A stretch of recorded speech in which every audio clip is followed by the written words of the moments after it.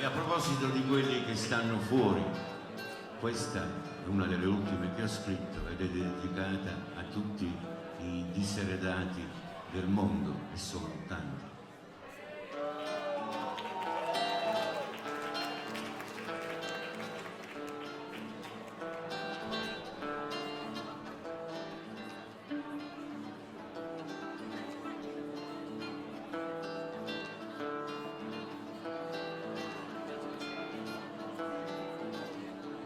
Evviva chi non conta niente e che continua a non contare, con la sua musica di sempre, che è sempre musica che non vale.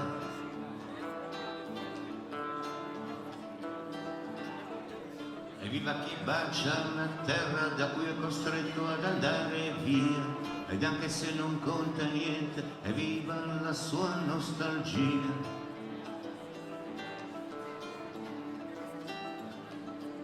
Evviva l'arte che si ribella, e se non l'arte che ci sta a fare, e non ammette nessun padrone e non la smette di navigare. Viva la canzone che attraversa ogni frontiera, perché la sua umanità non può essere straniera.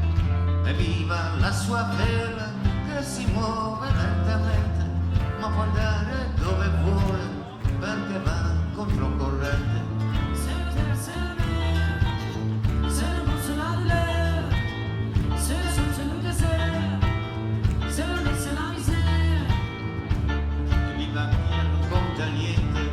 Deserto da attraversare, con il suo viaggio della speranza che può anche andare a finire male.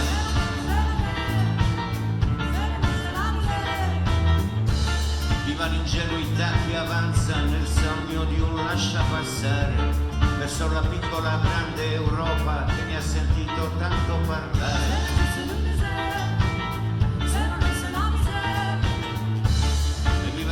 Della bellezza che va nel mondo e lo può cambiare, e non può mettere che una razza sia meno libera e meno eguale.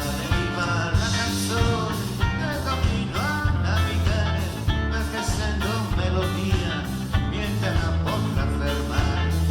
E viva la sua energia, anche se non conta niente, ma può andare dove vuole perché va controcorrente.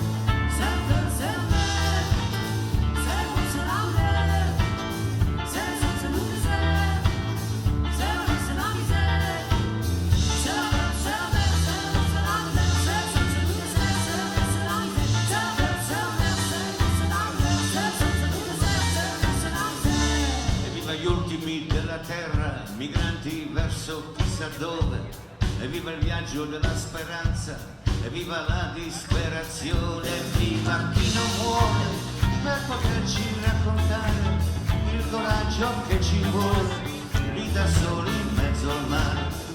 E viva la canzone che raggiunge il continente, dove c'è chi non la vuole, dove c'è chi non la sente.